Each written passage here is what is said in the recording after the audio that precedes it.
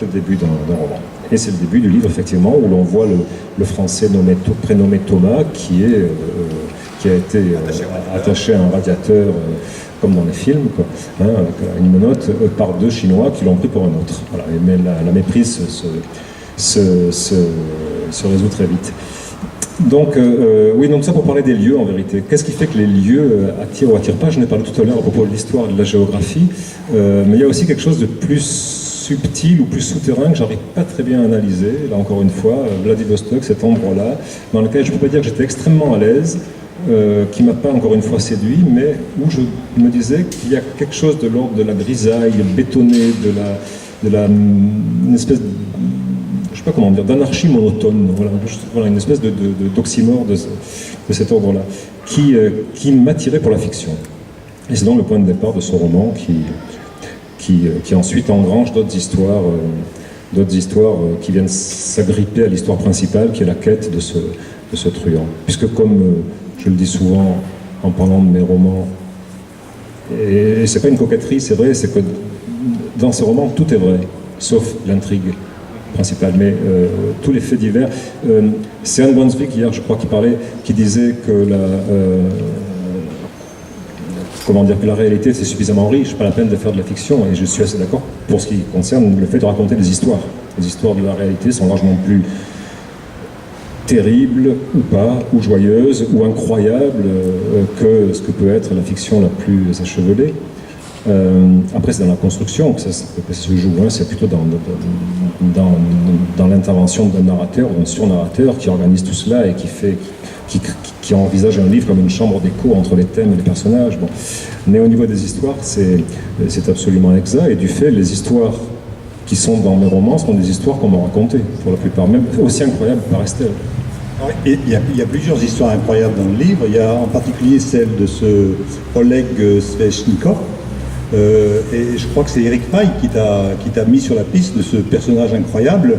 Alors c'est vrai que moi, c'est qu'à la fin du livre que j'ai vu que c'était un vrai personnage, parce que son histoire est absolument ahurissante, si tu peux en dire deux mots.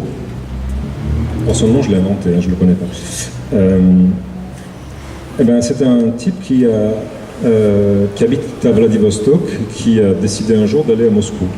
Apparemment, alors je comble les vides parce qu'en fait je sais très peu de choses. J'ai lu un article de journal le concernant. Apparemment, c'est la première fois qu'il voyageait déjà, qu'il partait de chez lui. Et c'était quelqu'un qui sans doute ne connaissait pas grand monde, en fait, il ne devait pas avoir ni beaucoup d'amis, ni beaucoup de famille. Voilà. Il arrive à Vladivostok en avion, il arrive à Moscou.